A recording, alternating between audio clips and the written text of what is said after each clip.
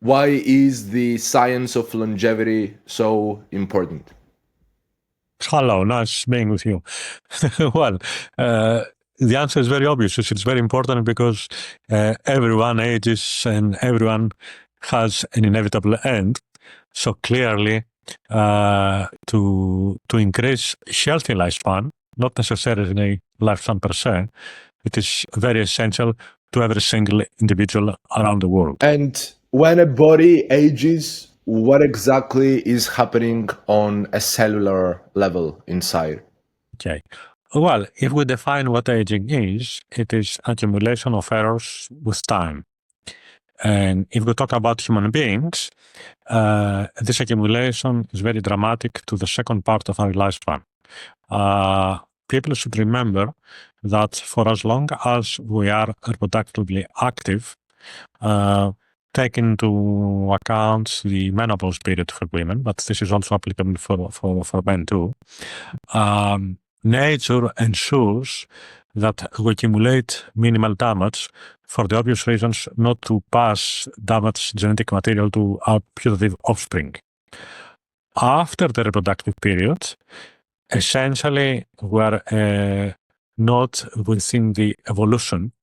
You will see this period as post-Darwinian lifespan. Therefore, in a way, nature doesn't care about us. And this is the period where a severe increase of damage accumulation occurs. And it is observed usually that after the age of 75, there is a decrease in quality of health and a rapid increase in aging. Why is the 75-year mark so important? Well, I would say that the first threshold is about 50, which is, take into account the menopause or whatever. And then it depends on the quality of life every individual has. He or she may remain active up to his 70s or 70s or even later. But this is very much, let's say, personalized, depending on the lifestyle, conditions, genetic background, all kinds of things that somehow they influence the healthy aging process. Okay. You're one of the very few people who has studied aging from many perspectives, chemistry, biology, and many other environment. What has been so far the most surprising fact you have come to learn about aging? Yes, that it is so multifactorial that it is not a single process that is accountable for every individual. Every person ages on its own style. Every organ within a person ages differently. Every tissue within an organ, every cell within a tissue, every molecule within a cell.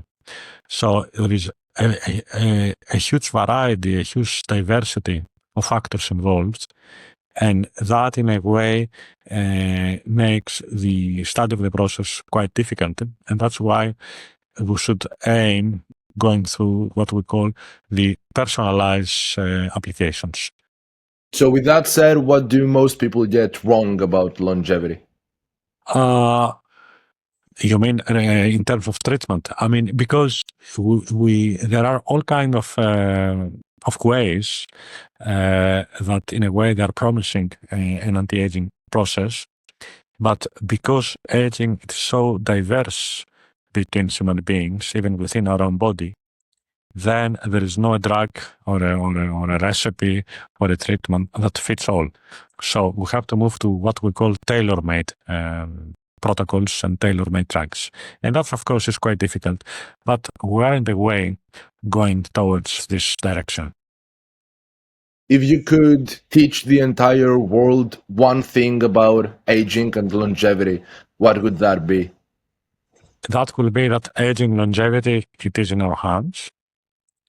We know that because the genetic predisposition takes the minor role, while the lifestyle is a predominant one. Therefore, everyone has on its own hands the ability to increase its own health span and indirectly his longevity. if it's in our own hands, this also means that people might be doing many things wrong. From your decades of research, what do you think are the biggest myths that people still are obsessed with when it comes to aging, but it's not worth it? First of all, regard to the first part of your comment, there are all kinds of things that by now we know what we should do and what we should avoid. For example, smoking, or excessive consumption of alcohol, or excessive consumption of red meat. So there are very simple advices like to follow what we call the Mediterranean dietary, which we have forgotten even in our own country. We have to take some exercise, aerobic exercise daily. I would say 20, 30 minutes per day, if at all possible. We have to take intellectual activities. We have to, so in other words, we have to remain both physically and mentally fit, and also a good sleep, a very good sleep. I mean, this is perhaps the most important factor out of the ones that I have mentioned already. So aging does not exclusively lies in our genes. So this is one myth. Genes play a role, but they're not genes that they cause aging and longevity per se. Therefore, it is always a combination between the lifestyle we follow and the genetic background we have. So, and then the other myth is that you will take a pill or you will follow a protocol and then things will change. I mean, regretfully, not such a pill does exist. And I'm very doubtful whether it will be in the years to come. I've got some follow-up questions for that a little later. If someone wants to add 10 more quality years in his life, where should he begin? He or she should begin very early, meaning in a way at the age of 20. I mean, we observe too many people that they have totally neglected themselves. And then at the age of 50, for example, they come and they are fat, they're weighted, they never have taken any exercise. It is late. I mean, people have to remain fit and active around the clock from the early period. I mean, the advices that I have given are applicable even for young people, and we should continue like that. I mean, the later you leave it, the less effect they have. They do have an effect, even if you start late, but clearly, if a person remains in these grounds ever since he has finished school, it is more likely to age wealthier than another person has done nothing and then she starts doing all of these nice approaches at the age of 50 or later. Since we mention exercise all the time in relation to longevity, is there a point where someone can do too much exercise and therefore harm his body and his longevity? Yes, that is true. I mean, excessive exercise, it is counterproductive. And actually, you can see that all the champions, whatever sport you take, they are not long-lived people. We have to take a moderate exercise, mainly an aerobic exercise. Anaerobic is just to remain fit. And I would say if a person can do half an hour per day, either swimming is the best, cycling is an opportunity, running or walking very fast, this type of things. And ideally in the morning, even before breakfast, because exercise requires energy. And if we do it before having food, the body will take energy by burning materials that accumulate and they have to be removed. So this is in a way the optimum way of exercising person. From the way I see the topic of longevity, there are two aspects. There is the area which promotes healthy diet, sleep, exercise, but there's also the other group of people who say that, sure, it's important, but this won't make you live 200 years more. It will just make you live maybe 20, 30 years more. Is there a difference in terms of what will prolong life for 20 more years, but it's not what will actually move the needle to live all these many more decades that some people are aiming for. Okay, the latter, it is not applicable yet. And whoever promises that, he or she just exaggerate scientific findings. The human body has a maximum lifespan of about 120, 130 years. We know that the number of organs cannot survive much longer. And as a matter of fact, we know that in what we call Western world, 1 out of 4 children who were born in the third millennium, these people are going to exceed the 100 years of life. So therefore, more and more people, they reach towards the record. Whatever we propose, in a way, it promotes health span. So it is a kind of fine-tuning within the organism. And if you promote health span, that will increase the life expectancy a little. I would say even less than 10 years. I mean, although we see differences because if I go to another aspect, I mean, we have our age that is written in our ID card, but then biologically speaking, we have a different age. So when we measure biological age, sometimes we see differences up to 10 years, meaning that the person who is 50 might be biologically speaking 40 or 60, depending on his or her lifestyle. Therefore, I would guess, I would predict that if a person follows whatever relates to health span from early in life, perhaps you're right, that person may really add, who knows, even 10 years of his life. But I mean, obviously, this is cannot be tested because to be tested, I need to have my replicable person who is going to live a different life and then to compare me with my imagined twin. Okay. But yes, following all of these approaches adds life into years. We talked about aging in the cellular level. There are many metrics we can also use to test how the biological age of a cell, the telomere length, many more factors. Is there a chance that deeper than that, it's all about a quantum state that we have no idea about, how energy is actually being used and processed in the cell, that we are just living in the dark about it? You have raised a very important question, but regretfully, life sciences are very young to address them in comparison to physics, to quantum physics. In my own opinion, because I adore physics and quantum physics and I read a lot as a hobby, physics are far more advanced in comparison with biology. I would put biology to the level where physics were under Newton era. So we're so well behind. So in a way, in biology, at the moment, we have go very much deeper into the molecular and cellular level.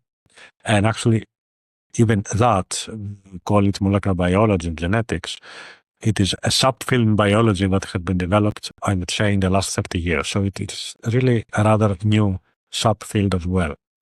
But we still study matter. We still study our body as a matter. It is very clear that we are not only matter. We have other activities. We have mental activities. We have psychological activities. And it's very clear that all of these things interact. Just to give you a glimpse, you talk about telomeres, perhaps we're going to talk about that later. Telomeres is our biological clock. And so this is how we can measure our biological age. And this is from the DNA. So it's a very defined and compact organic chemical structure. Still, there are several studies that if you do meditation, if you do yoga, and actually we ourselves, we have initiated a protocol about Pythagorean awareness, then we'll see that application of all of these mental techniques increase telomeres and they increase lifespan. So these are a few examples that are just coming up, showing to us that other activities are important. And my final comment is that going back to quantum mechanics, I mean, we know that the universe is full of energy and matter is just a small fraction of it. So you may wish to make an extrapolation about ourselves in time and space. But at the moment, regretfully, there are no experiments that we can do just to test such exciting hypothesis. Okay.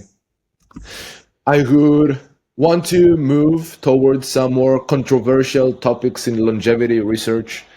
Longevity is one of the most hyped up fields today. It has also entered the space of social media, podcasts, YouTube videos, even health coaches with no actual degree speak about longevity today. And many protocols are very controversial. So, with so much disagreement, what are the few things that serious longevity researchers actually agree on?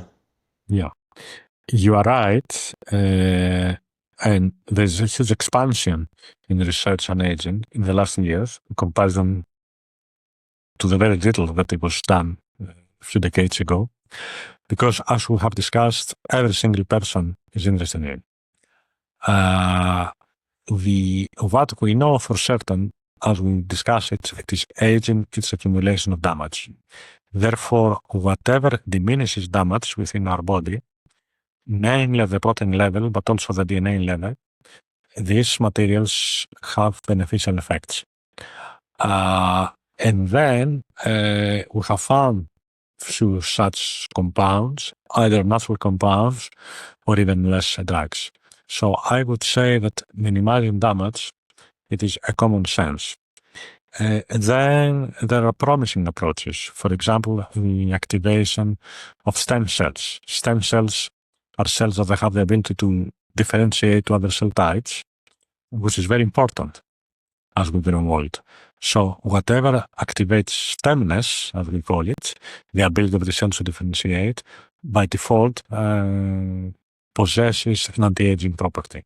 So there are emerging things, but these are common grounds. And then, as I have said, because I would say that there are easily 100 different factors that contribute to the aging phenotype.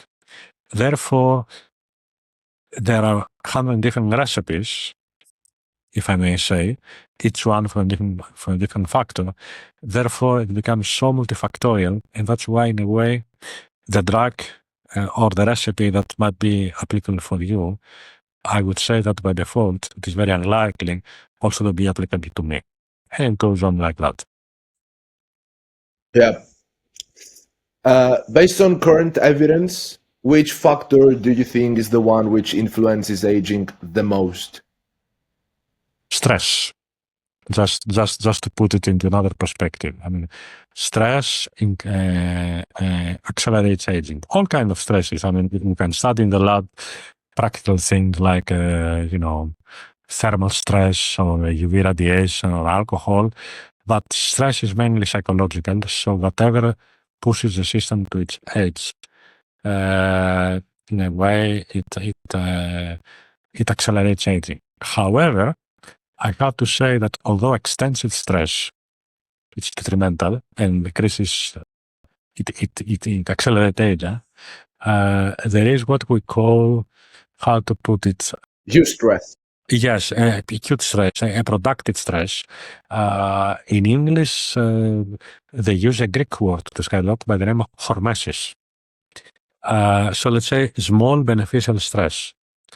And the usual example I give, just to make people understand what I mean, is the following one. I mean, a person has been asked to give an interview to get a job. If she goes on interview very stressed, she's going to give a very bad impression, so she will fail. If she goes too relaxed, she will also leave a bad impression, she will also fail. So she has to be slightly stressed, just to be able to present the best image of himself. So this is very beneficial stress or under the term of partnership. So, from a biological standpoint, someone is very stressed, going through a bad divorce, money problems, and he's destroying his health doing it. But when someone stresses his body doing exercise, then it is very beneficial for him. No, Why? sorry, moderate exercise, not excessive exercise, as we discussed it. What are the biological mechanisms that make one form of stress beneficial in specific amounts and other forms of stress make detrimental for health? Yeah, we have to remember that the key word that relates to evolution of life in this planet is adaptation.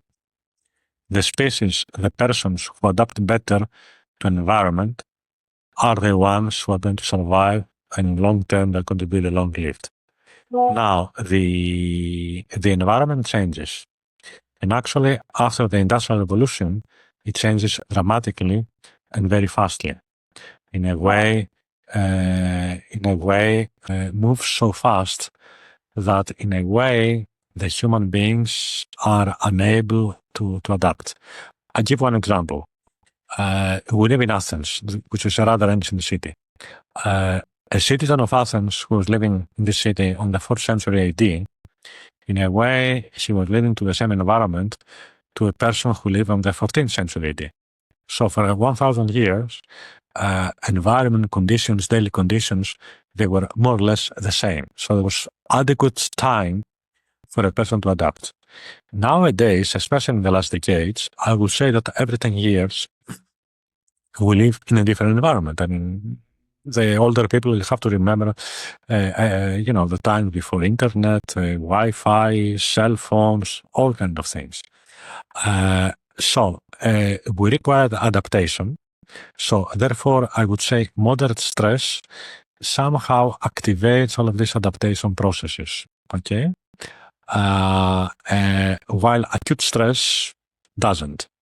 So this is more or less the idea. I mean, there are experiments in the lab that we can do it at cellular level, and we can measure that. So, with longevity gaining more and more popularity, there are also many health products, anti-aging products, protocols, which have skyrocketed in both popularity and sales. What are some of those that people are wasting their money on, but they don't really move the needle? Okay, I will not give any names for obvious reasons.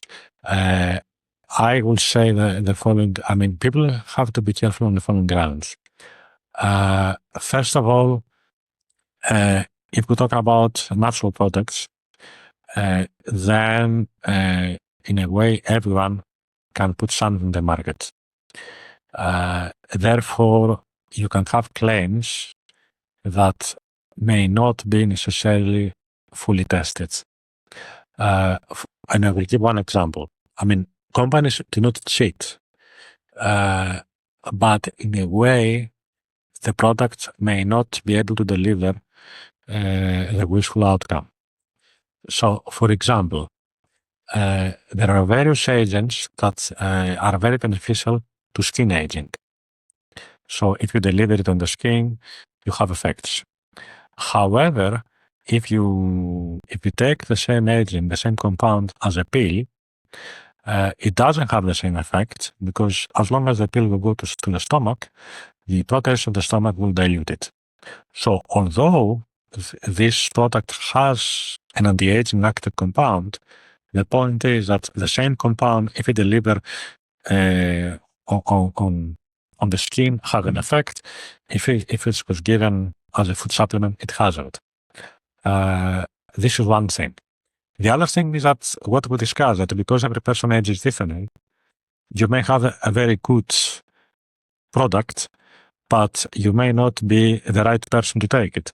So in an ideal situation, we have to study all the biomarkers, see whether we are defective, and then to give a recipe to this person based on his own defects.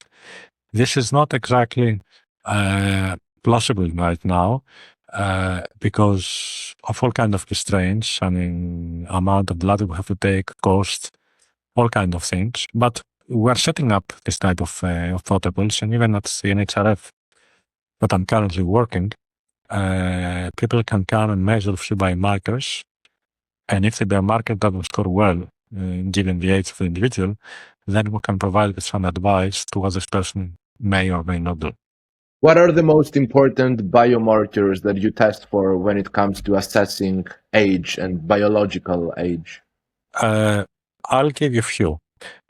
We discuss about telomeres, which is our biological clock. And I'll start from that because also the discovery of telomeres has received a Nobel Award. So that is important because that counts, that measures biological age. And as I have said, we can observe differences even for up to 10 years. More importantly, as we also discussed, there are ways that can increase telomeres. So whatever biomarker we may discuss now, it is one thing to make an ad hoc measurement, I mean to know now how they score, but it's, I would say, even more important to remeasure them, let's say 6 months or a year later, even if you do nothing, just to know whether your daily lifestyle, the way a person has decided to follow his or her life, how much time adds to its own clock.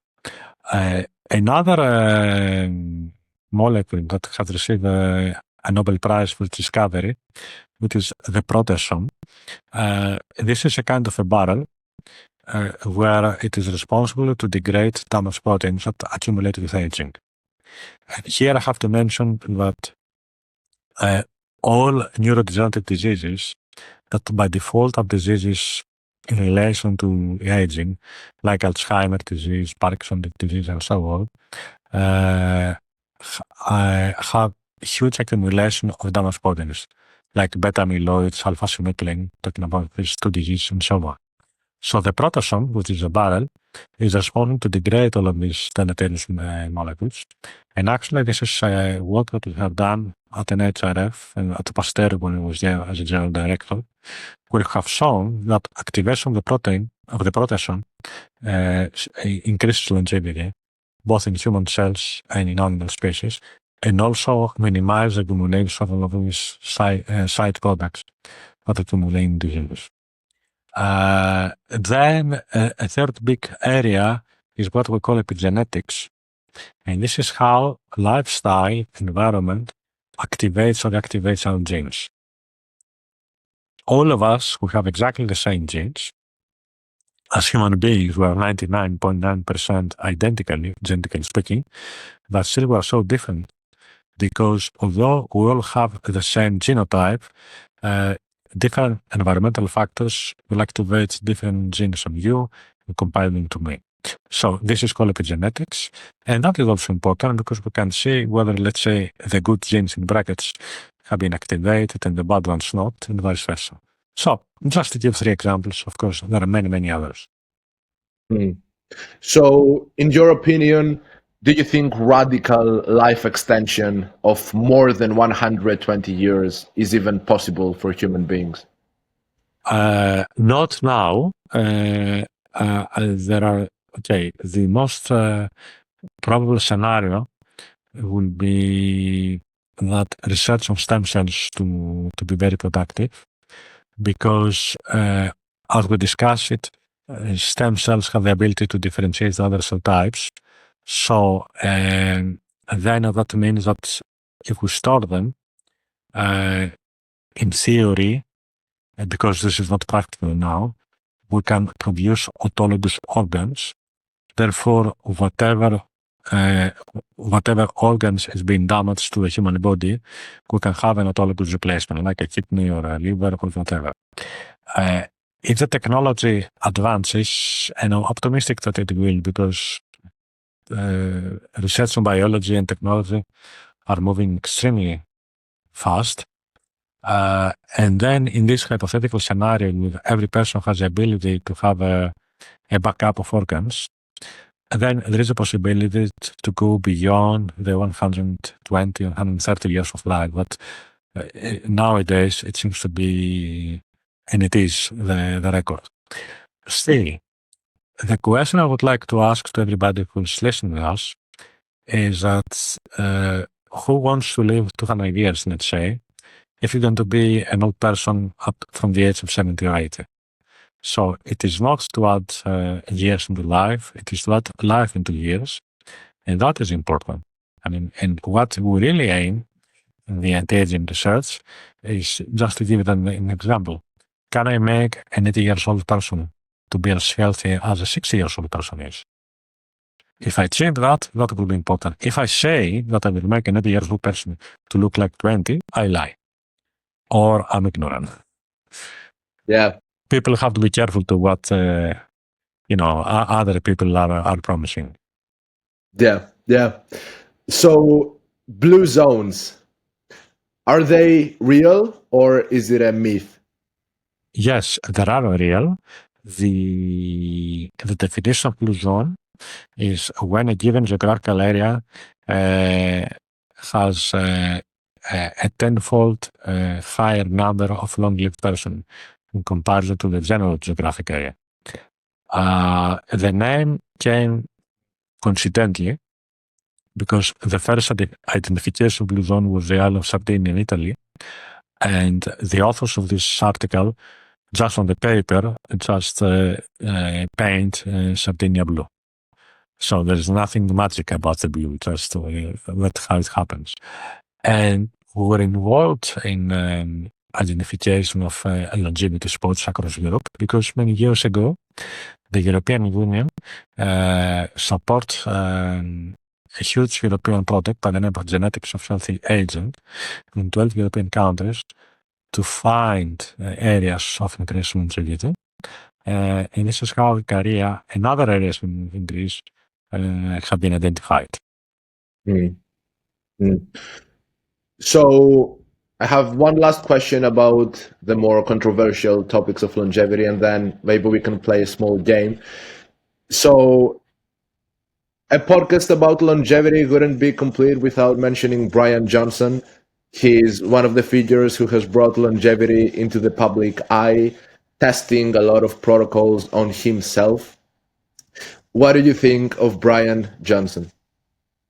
Well, as you said, it is a controversial issue because in the States, there are a number of people who promote the field by this type of activities. And that is beneficial in a sense because they bring more funds to the anti-aging research. So this is the good side of the story. The negative side is that they make promises that may not be delivered, and then people become disappointed. So in Europe, we are more cautious. I mean, if you go to the States, you will see slogans like "the person who's going to live 100 years already alive," and people do believe. And they do all kinds of techniques. I mean, cryopreservation, all kinds of things. In Europe, we are more cautious.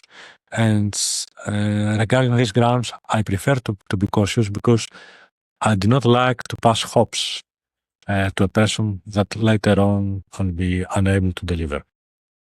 Yes. So I would like to play a small game.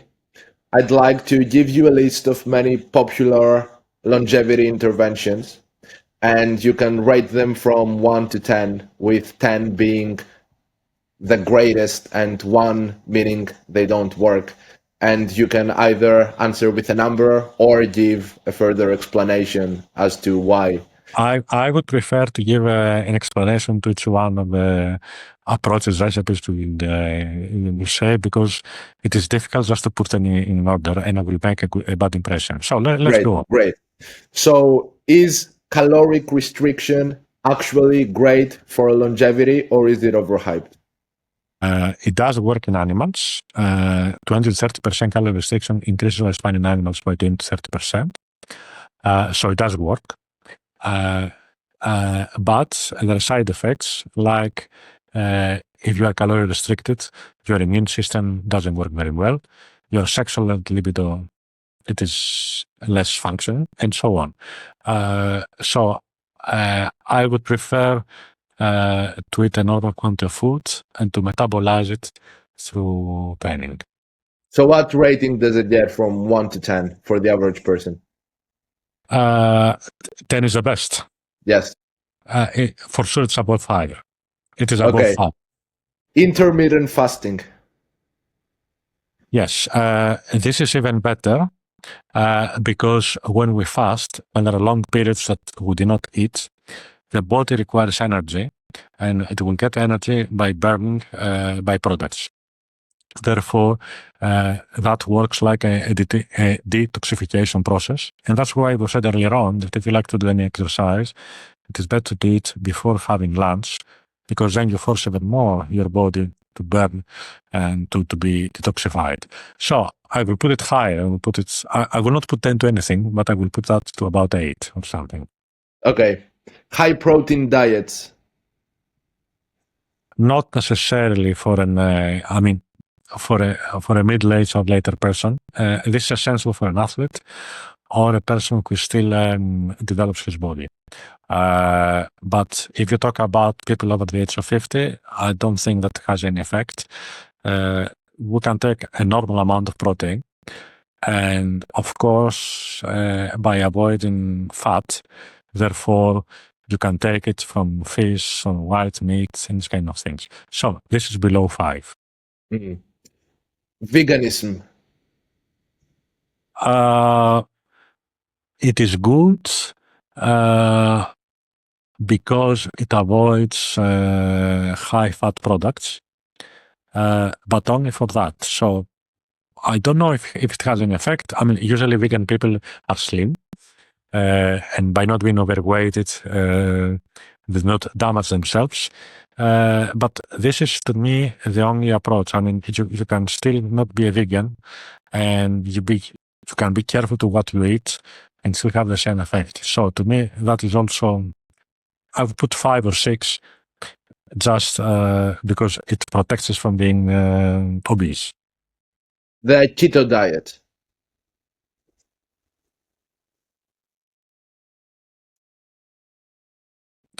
It is exactly on the same level as the previous one. Okay. Okay. So longevity supplements. NMN, metformin, resveratrol.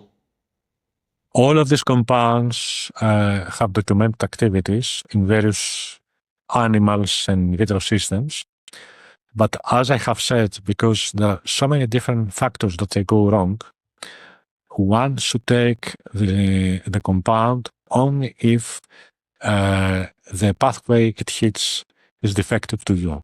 So there are beneficial, but it is not one recipe for all. So again, I will put 6 or 7 out of 10 because they are beneficial, but unless you know what you have to take, it may have no effect at all. Lifting weights.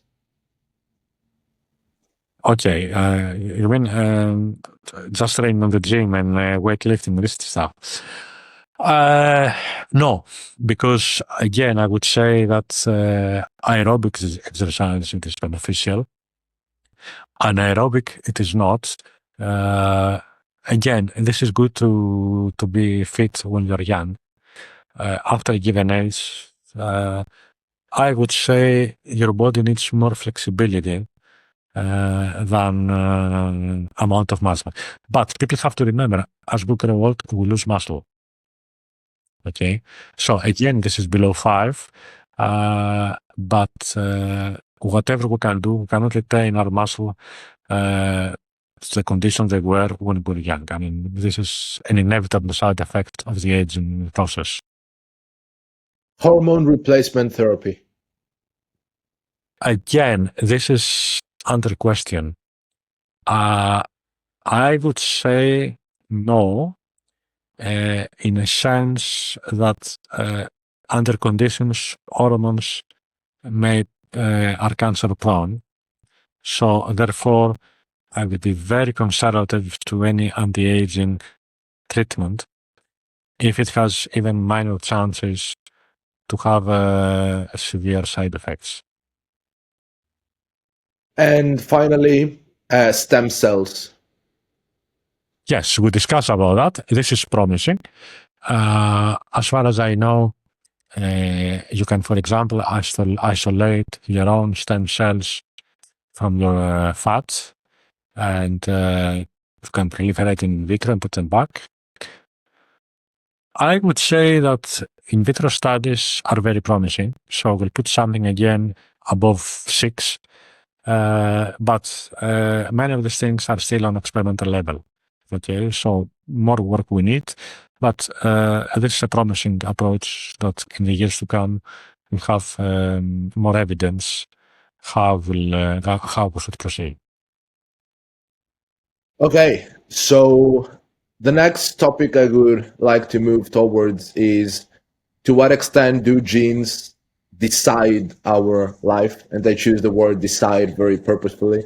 So my first interaction with you was when you were speaking about the biology of sexuality. And with that said, I have some questions, both related to longevity and not, in terms of to what extent do our genes actually lead our life, and to what extent do we lead it. To start with, can you explain epigenetics in a way that shows people how their behavior literally communicates with their biology? Yeah. Well, genes, as we said, account less than lifestyle and environment. And we know that from studies on homozygotic twins having an identical DNA, who have lived in different environments. So, for example, my twin brother, if I had one, lives in New York, where I live in Athens. So from that, we know that environment lifestyle plays a major role to the point of 65 to 70%. And genes play a less role. So there are no genes that cause aging per se. Or longevity per se. They are involved indirectly. Okay? And moreover, I mean, you can have a good genes by producing more proteasome, as we discussed. But then, if your lifestyle is such that you are careful and do not accumulate damaged proteins, then the extra proteasomes you have are of no use. So that's why I say that this is a two sides coin. The same relates to epigenetics. I mean, you may have the genes, but only if the genes are activated by different lifestyle factors and environments, it might be beneficial or not. So this is how epigenetics works. And of course, that then becomes gene specific, because every gene is being activated by a different approach. Therefore, it is not one recipe to activate the good genes and a similar recipe to deactivate the bad ones, always in brackets. Our brain decides a lot of our behavior, how emotional we are with specific topics and many other things, but our behavior also rewires our brain to a specific way. Do you think that humans many times underestimate how responsive biology is to behavior? Yes and no. Sometimes they underestimate, sometimes they overestimate. We discuss raise the issue about sexuality, for example. Every human activity doesn't lie exclusively in our genes. It is a combination. I mean, of course, a person who has high levels of testosterone, perhaps it is more prone to be more violent. But I will not accept a person to be violent and to justify himself because of his high testosterone levels. So that's why I would say it is a combination. And that is very important, because otherwise the brain, or to go to philosophical aspects, the free will, if such a thing does exist, play no role. I had a question about free will, which I will ask in a bit. Since you just spoke about the biology of sexuality, how much of our sexuality is actually genetically determined versus shaped by the environment, societal factors, psychological schemas, etc.? I would say that in the Western societies we live, it is a matter of choice. So, and that's why nowadays we have all different types of expressions. And to me, they're equally accepted, provided the person himself and herself is happy with his or her own choices. So I don't think that this type of activities are 100% defined by genetic background. And people should have the freedom to do whatever they wish. And this is to me the end point. I mean, whatever. If our genes predispose us to certain outcomes, where does human agency come in relation to free will?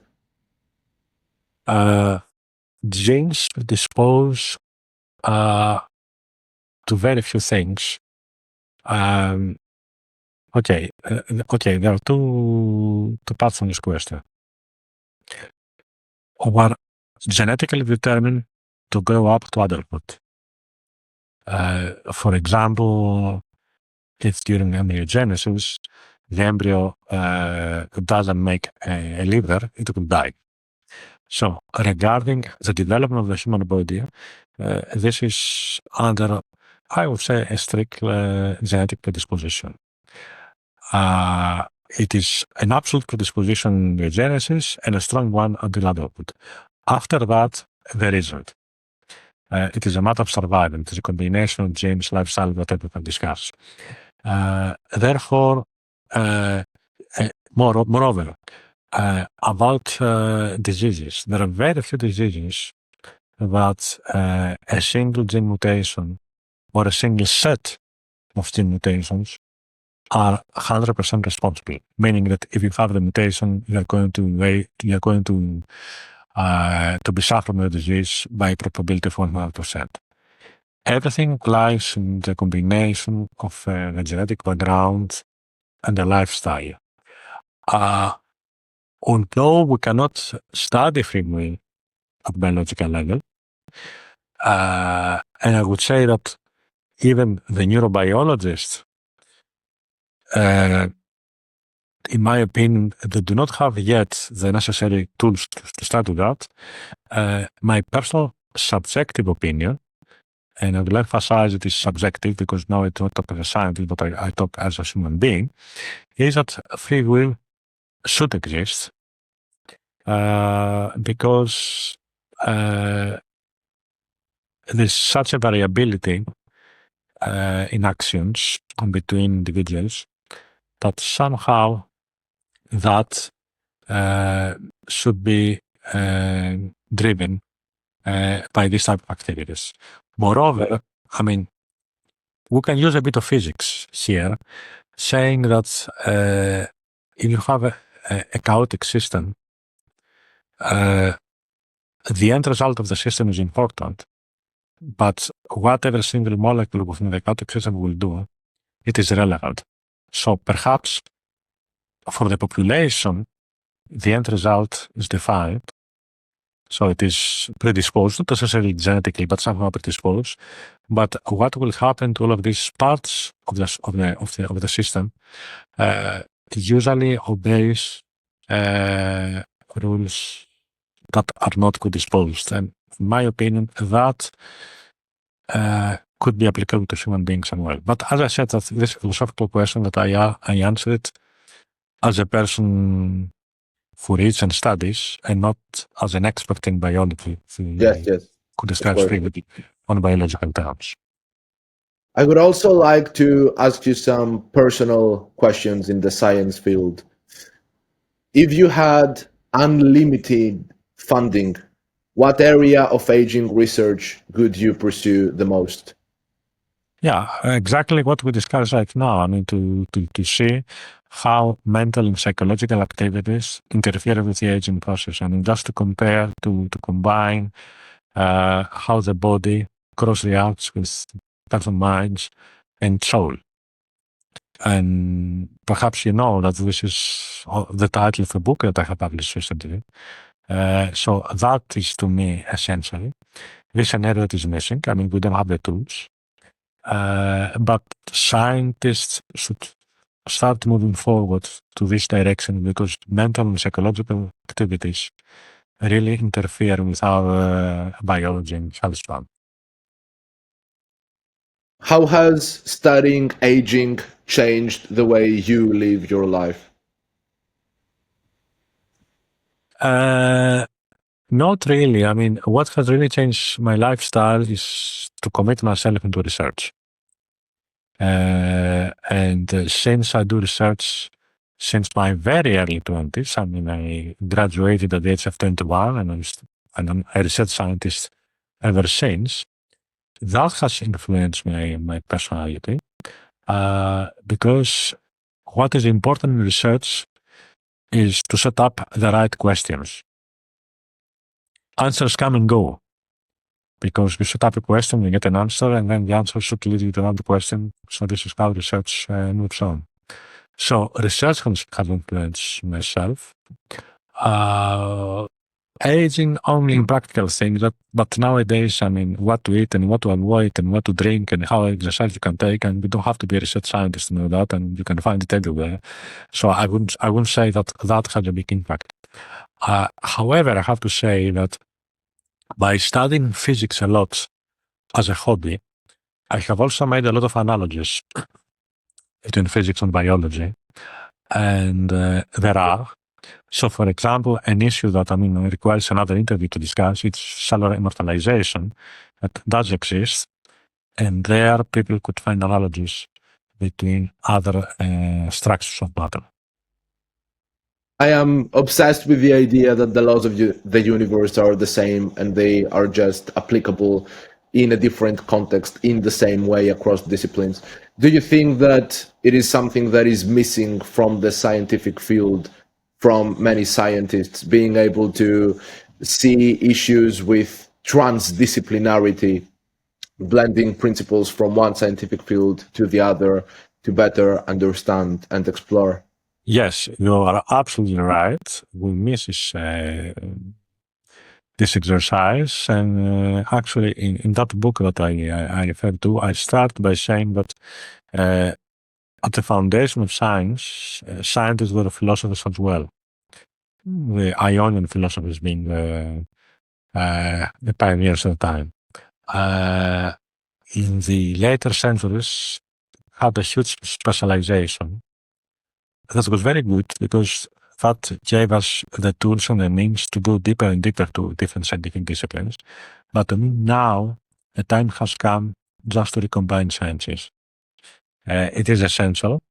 So we have to return back to what we call in Greek pan-episteme, the universal scientists on how and facilitate. And you have to take examples by other fields, not only within science, but also in other fields. I mean, I would say that even by reading a poem and going through humanities, so doing things that sounds irrelevant from biology and medicine, are important because our mind will get a totally new input that in turn may transform it to a new idea to be tested in the lab. In your subjective opinion, do you view aging more as a feature of biology or a failure of biology?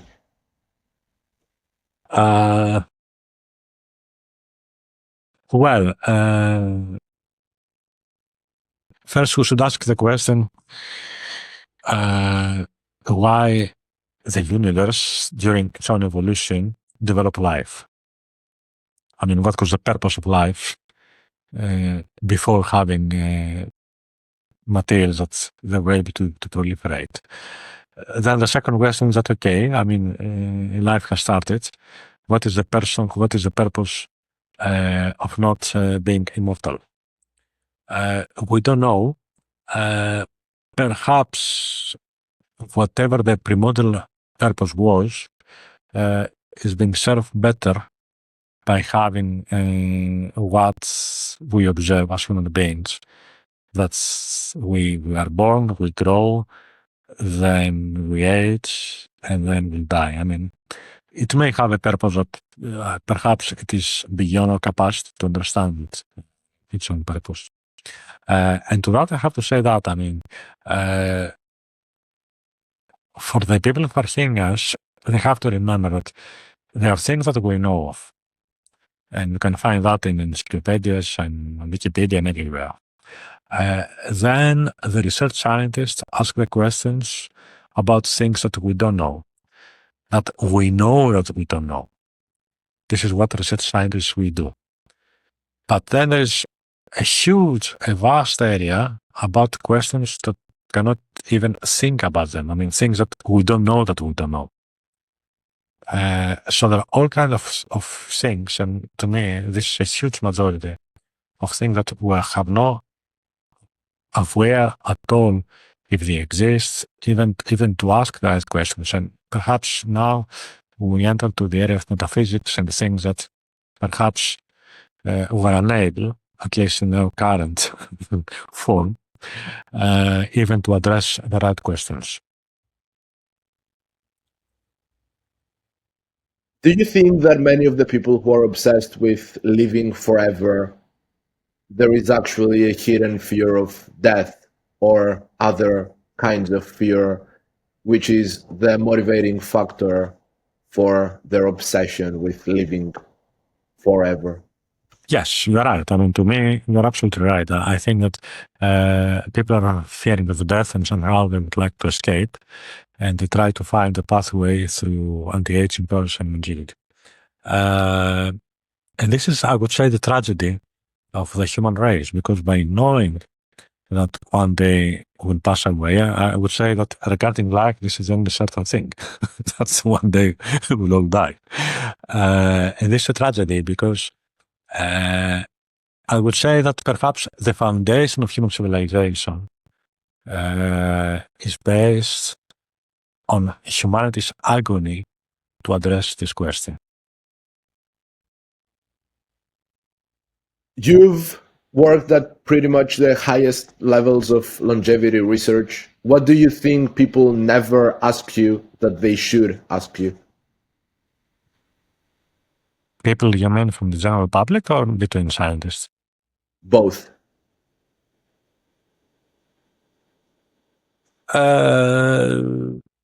Scientists nowadays are extremely focused to their own experiments, and most of them cannot see the greater picture. Therefore, their questions are very technical and very specific, and they have to broaden their minds. This is my general feeling. The general public asks very specific questions. I mean, what shall I do not to grow old? And they expect from us like to give an answer in the form of a pill. I mean, we'll do that and then we'll be young. So again, they also miss the overall picture. So I would say this is a problem. I mean, we have to see our body and even humanity from a different perspective. And if we see that, perhaps we'll get closer to the right answers. And moreover, I mean, people have to accept that death will occur.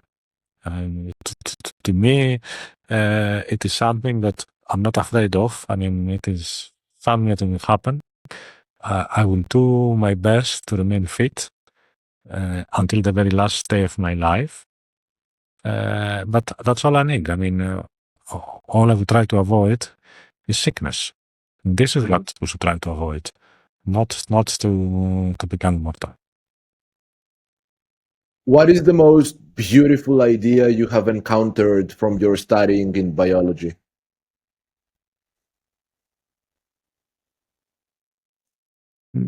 The idea of adaptation, the idea of a continuum adaptation.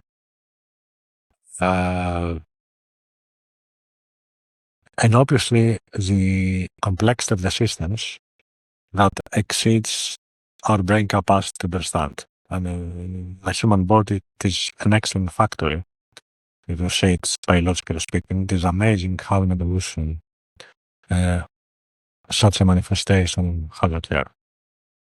I've been trying to work out in my mind lately to what extent evolution can explain behavior and specific types of behaviors observed in people. So either sexual, or there is an idea in based on evolutionary theory that if a woman cheats on her husband, the way to make him feel the most like she can take her back and forgive her is to tell him that it was for emotional reasons. You haven't told me that you love me in a long time, and he told me he loves me, and this is why I went with him. And a man, on the other hand, would have the best chances of having his wife forgive him if he told her it was just physical, like it was not emotional. I had no emotional connection with her. It was just for a physical need, because based on evolutionary theory, the man would want the woman to be physically only with him, so he knows that their offspring is his and he's not helping raise a child of another man. And the woman again would want her man to be emotionally only with her, so that he doesn't leave her and she has to raise the offspring by herself and he goes to another woman. To what extent do you think all these applications, supposed applications of evolutionary theory, are in fact ingrained in us and manifest? I would say that evolutionary theories, to me, are very applicable to study other forms of life, but regarding modern civilized in brackets human beings, we have developed other characteristics that perhaps a pure evolution approach might not be the only way to explain our behavior. Therefore, I believe that, when we talk about evolution, and in a way we talk about how instincts, reproduction, survival, influence our lives, and of course they do. But to me, in addition to the manifestation of the two instincts, we have developed other capacities as human beings that cannot be simply explained on the basis of instincts and evolution biology. Yes, it is survival of the fittest, but sometimes we observe human behaviors that do not fit to this simplistic evolution approach. So, and that's why perhaps we have developed or were gifted with other characteristics, and of course we don't know. So a reductionistic approach will always yield something that is correct but never complete. It offers clarity but sacrifices wisdom in the process because you do not see the whole image. Yes, I mean, personal speaking, and again, this is very subjective. Of course. Although I study biology as a research scientist, regarding human behavior, I would prefer to be far more open-minded and to leave space for our capabilities we have that go beyond and far the instinct of reproduction survival. Some final questions here. What is something you believed early in your career that you no longer believe, or at least not to the same extent, maybe? It is not my career. I will address it as a human being. I would say that some people are fully driven by instincts, just to combine the last question with this one. And no matter what, they're not capable to see other capacities that humans have, while very few, they have the latter as well. And by growing old, now I know that some people will comply fully with the biological approach. Very few will not.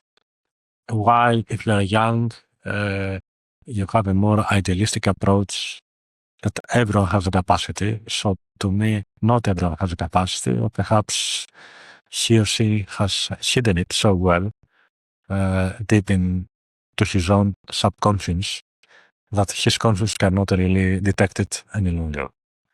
And this is to me the major difference that I have had by going through research, going through human relationships, going through traveling, because research is one component and a personality is being built on various pillars. And research is it's a very important one, and I would strongly recommend people to go to research because they will learn a lot and they will learn how to think and how to address questions.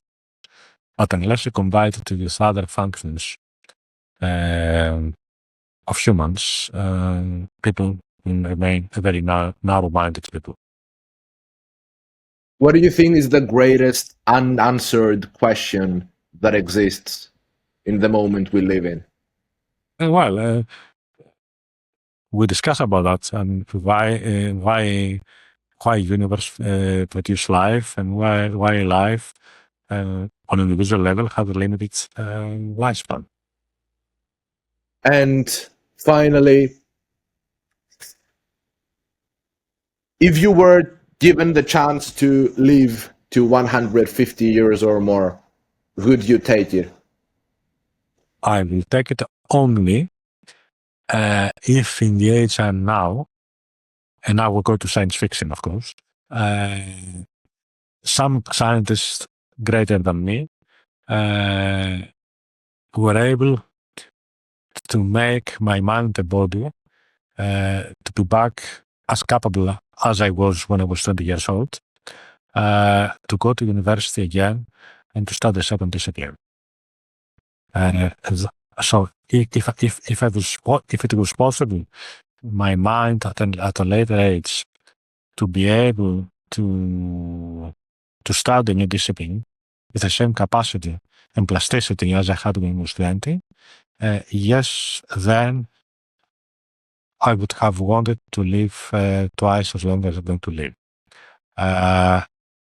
Since this thing does not exist, and given the fact that after a given age, daily life, it is not so pleasant, I'm not interested in living 150 years or 120 if I'm going to pass several decades of my life on a wheelchair or in the geriatric unit or whatever else. I mean, as I said, I would like to remain fit to the very last day of my life. This is my wish. And it is totally relevant to me if that day is going to come tomorrow in 30 years' time. Is there anything you want to share with the world and the people? Well, to people to follow their hearts, to follow their intuition, and just to be open to other people, to whatever signals nature's given us. How can people find you and your work? Well, they can. I am now the director of the Institute of Chemical Biology at the National Hellenic Research Foundation.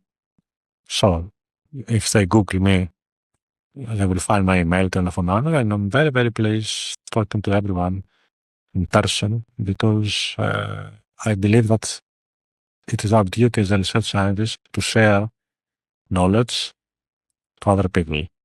And how can people find your book? The book is that is in Greek. The publisher has the name of Armos, and the title in Greek is Ευζοία και Μακροβιότητα, Αρμονία Σώματος, Πνεύματος και Ψυχής. Great. So, thank you so much for appearing. My pleasure, Romanes. Nice talking to you, and all the best to your profession. Have a nice day.